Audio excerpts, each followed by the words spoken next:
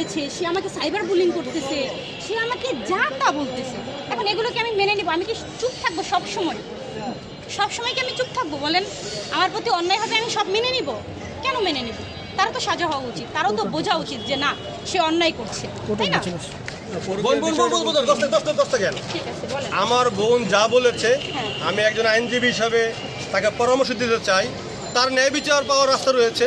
হিরু আলম ভুল করেছে, তবে সে যে ভুল করেছে, রিয়ামনির যে কেরিয়ার রয়েছে, হিরু আলমের যে কেরিয়ার রয়েছে, আমরা সকলের সহযোগিতা চাই। তারা একটা সমঝোতায় আসুক।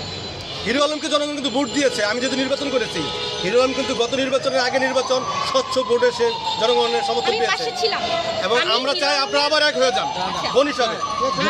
হিরো আলমকে ধরানোর পেছনে বা গ্রেপ্তারি করানোর ক্ষেত্রে অন্য একটা প্রশ্ন আছে যে আপনাকে কেউ ইন্ধন দিয়েছে, এমন কোনো অভিযোগ আছে কিনা?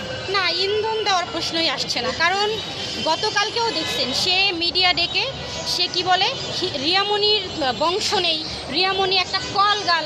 সে যদি আমাকে নিয়ে এমন সাইবার বুলিং করে, আমি তো সমাজে বাঁচতে পারবো না, আমার তো সুইসাইড করতে হবে।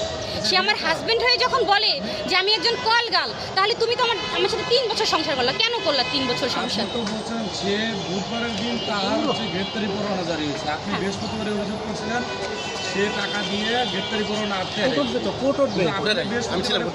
আপনি কত টাকার বিনিময়ে গ্রেপ্তারি পরোয়ানা চালাইছেন? না না না, কোর্ট আসলে কোর্টের গতিতে চলছে। হয়তো মানুষ কাজের ক্ষেত্রে ওই কাজটা করতে একটু লেট হয়ে গেছে তাদের, কিন্তু কাজটা হয়েছে। এখানে টাকার কোনো অভিযোগটা কারণ ছিল এই মামলাটা আসলে আগে থেকেই রানিং ছিল, সে তো জামিনে ছিল, আর সে জামিনের জিম্মাদার ছিলাম আমি নিজেই মামলা করেছি, আমি নিজেই জিম্মা হয়ে তার জামিন করেছি। ঠিক আছে।